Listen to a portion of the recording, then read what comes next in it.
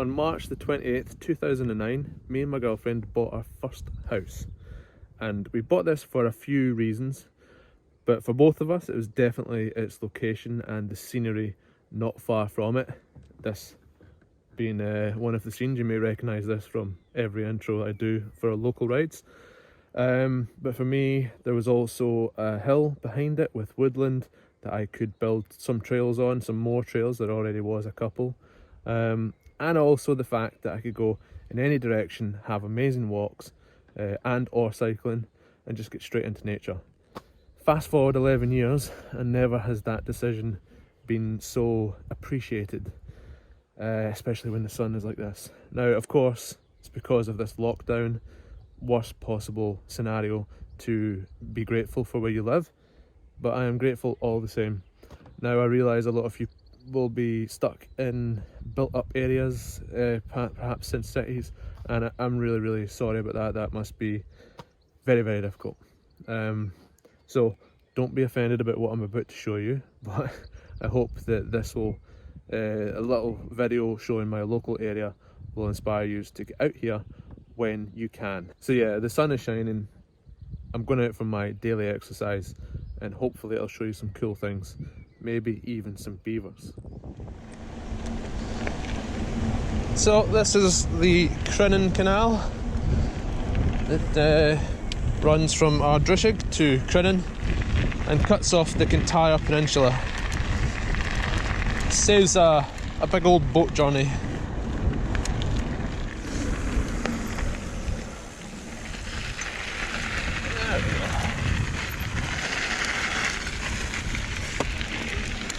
Have a little look here.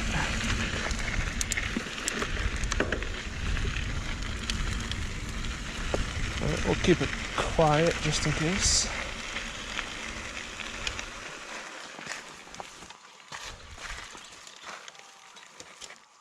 So.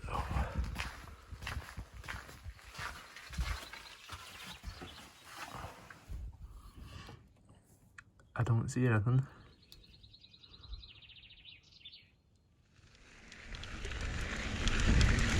So this isn't the place where we'll have the highest chance of seeing beavers, but it is one place where we might. This is known as Barn Lushkin, that's the loch. We're heading to Loch Collybar, which has more chance of seeing beavers, and there's definitely more evidence of them as well.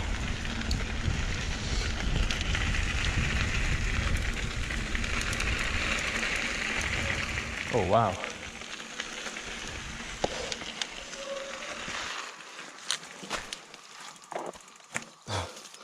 Well, I definitely see it. That clump in the background is a wee beaver house. So, a little bit of a background story. Beavers aren't actually indigenous to the UK. Unfortunately, we basically wiped them out. I say we, I mean human race. Wiped them out in the 16th century for meat, fur and even perfumes at the time. So, in 2009, the Scottish Government decided to try and reintroduce them after they were presented with a kind of environmental impact report. And they introduced 4 families to this area, Knapdale Forest in Mid-Argyll, and I think this was the first in the UK.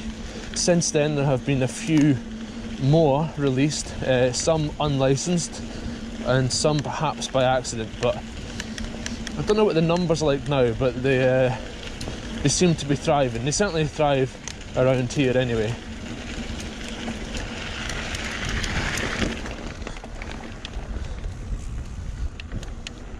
Yeah, in case you didn't know, the forestry have closed everything but walkers' paths, which is what we're going to be doing just now.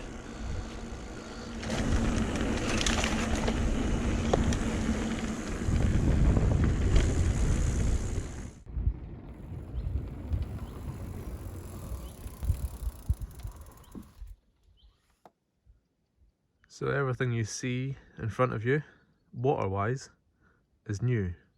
At least it wasn't here 10 or 11 years ago.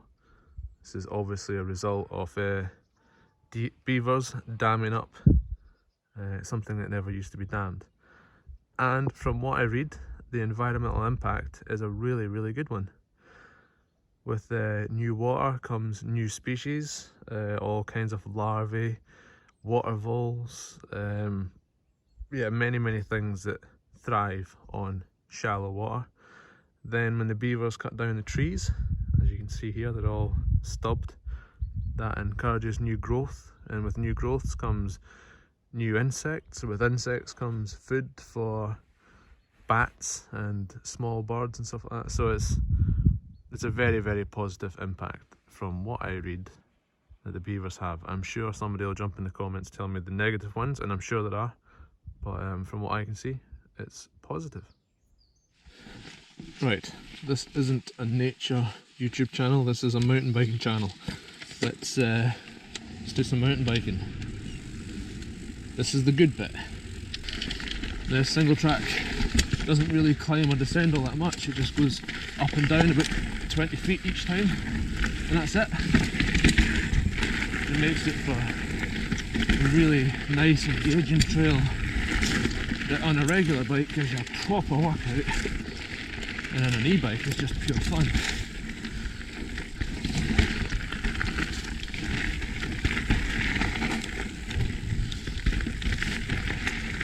Hey.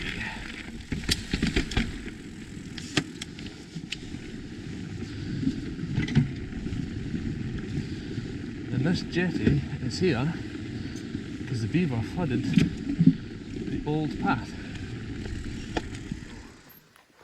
That's a whole load of new fresh branches, and that is the water that I showed you first. And then down there, just only 3 or 4 feet down, is actually Loch Collybar. Now, I've been here over the last few days and I've noticed a serious rise in the level. So as you can see, freshly chewed down. Yeah, a lot of chewing going on. And the water never came to here before. The water level was way down that way, so just in the last week the water level's probably risen 6 to 8 inches.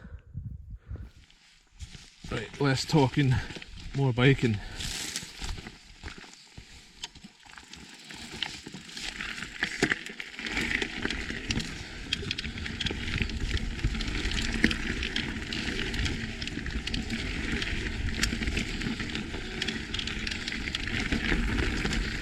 Can't wait to get my Highlander, V8 Highlander, and hit this trail because I know it's going to work in my fitness, and it's really fun on a kind of trail bike.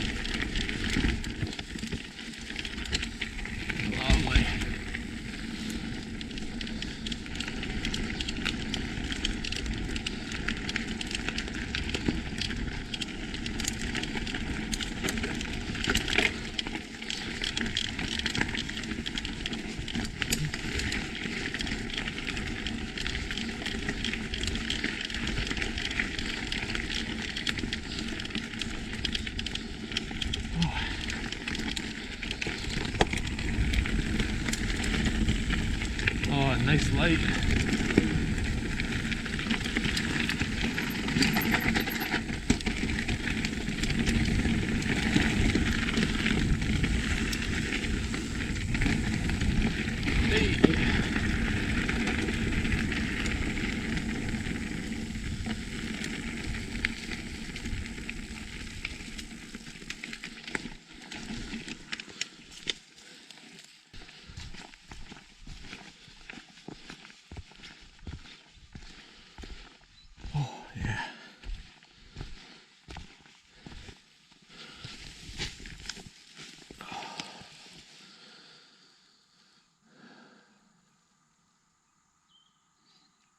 Not bad.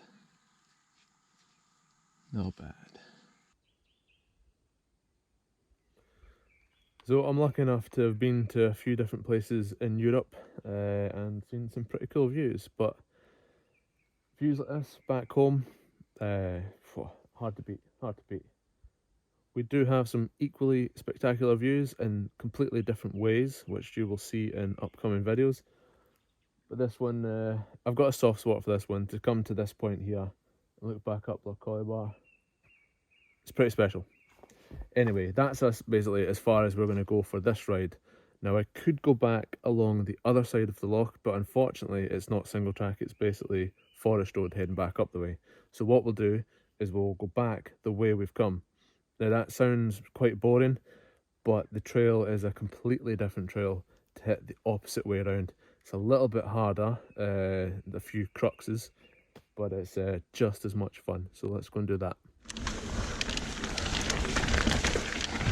Let's try and make this technically good. I've dialed the power back to eco, which is just 30%, but it should make the technical aspects a little bit easier.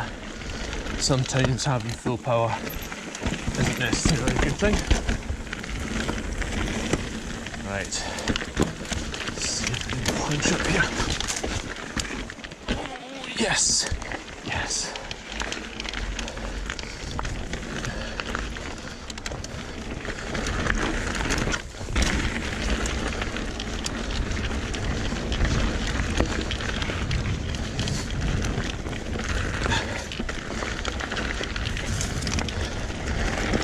Just recently put the narrower bars back on this thing.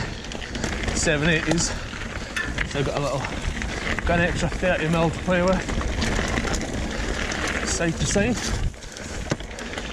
Trails like this make me grateful for that decision.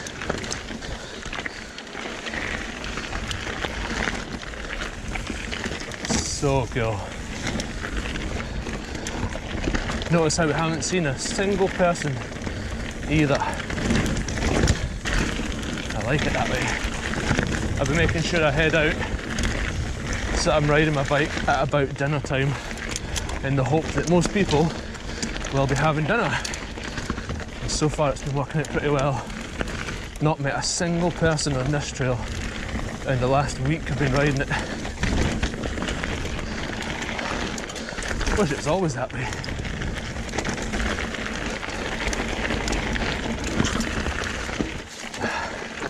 Just need to push up this one. Okay, right, that's the two pushy bits done.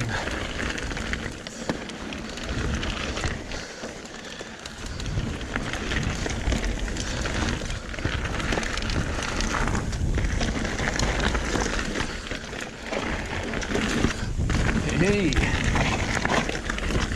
get a little bit of flow.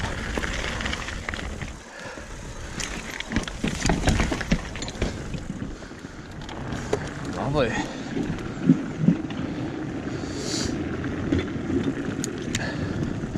Right, there's some potential bits I could mess up and have to push, but let's see if we can get them. Number one, done.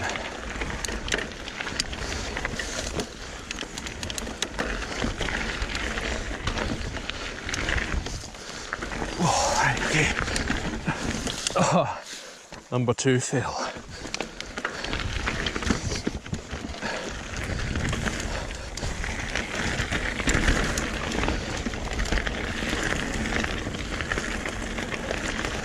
Don't puncture, don't puncture. Oh. Yes!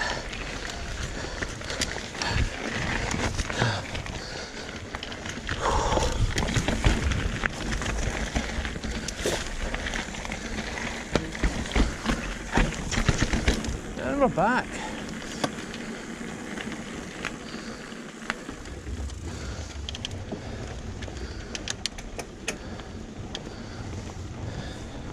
Still no beavers. Still no beavers. So I'm back where I started recording Strava at Bellanoch Bridge. This is the River Ad behind me, and it heads out to the kind of mud flats or sand flats of Crinan Ferry and then out to the Atlantic Ocean. We'll get more into that on another video, but I hope you enjoyed this one. I kind of experimented with doing some phone shots mixed in. I don't know how successful that turned out. I'll actually get a different mount for next time where I can actually clamp stuff onto trees and get some even better shots than that. So I think we'll be doing a few more videos like this until we are all set free again, where I'll get back up into the mountains and do some gnar. It's a shame because right now the weather, well, pretty much as soon as lockdown hit, the weather just became fantastic, and as you guys know, in the UK it was horrendous all the way up to that point, so just salt in the wind. Cool. Well, I hope you enjoyed that, and we'll see you in the next one.